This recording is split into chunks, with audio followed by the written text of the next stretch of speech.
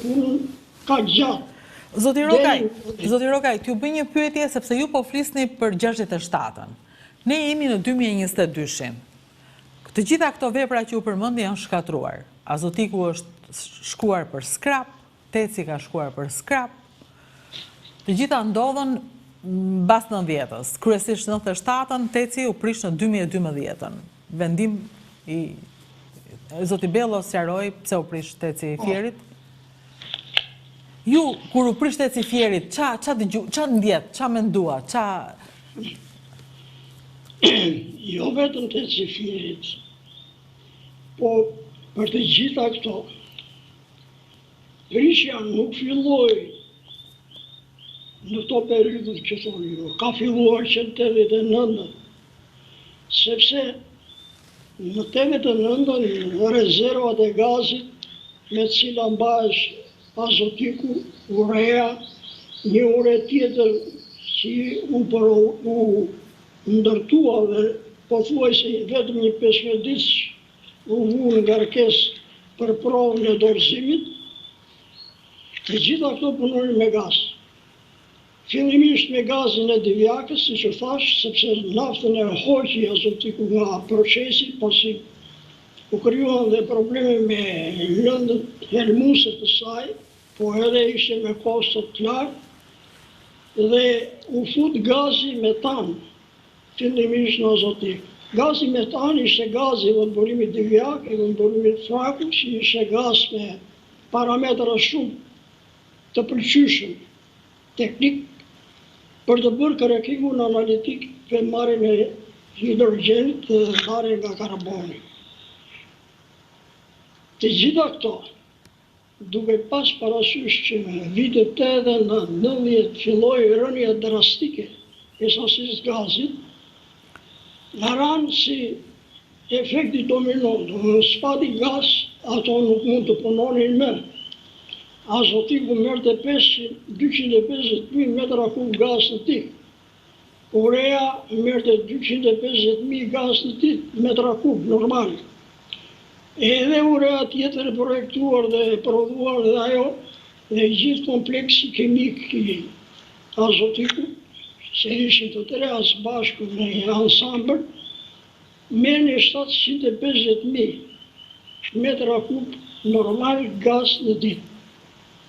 Teci ka qenë, i thoshim me atë fjallën popullore, lubi. Si ishte lubi? Lubi. Ka arritur të marrë në kohën e vështirësive të cakrën në 37 deri në 1.300.000 metra kub gaz në ditë. Dhe gjithë kjo sasi gazi u ndërprer me njëherë, nuk pati fonde për të bërë kërkimet e reja. Do me thënë, nuk mbaroj gazi, thjesht nuk po shpohi për të marrë gaz. Shiko, gazi është ashtu si dhe nafta, përfituron një kazan të kthyer përmbysh, dhe brenda tij të keni naftë, ujë poshtë dhe gaz sipër. Nafta në mes, gazi lartë dhe ujë poshtë.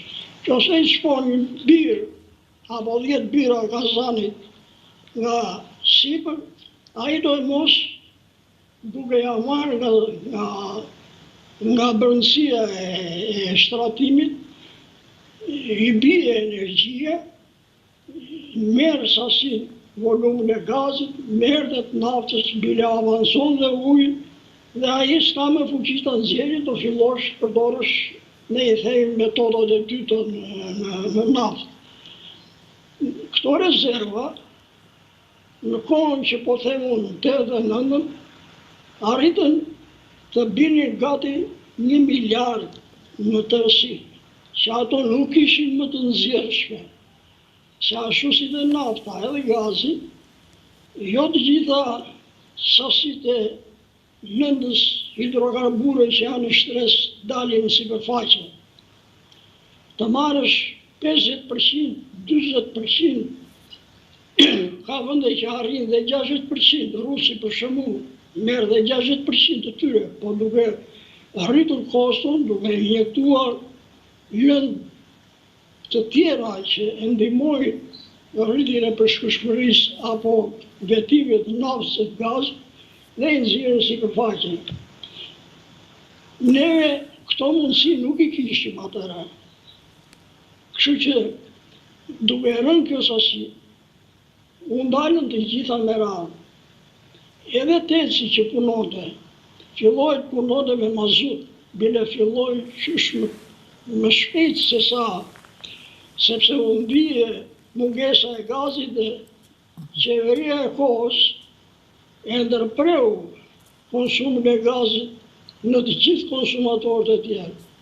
Sepse kishte konsumator, kishte Vlora disa fabrika, kishte kombinati i Elbasanit, kombinati metallurgjik, kishin tece të tjera, kishte Punonin me gaz. Punonin me gaz.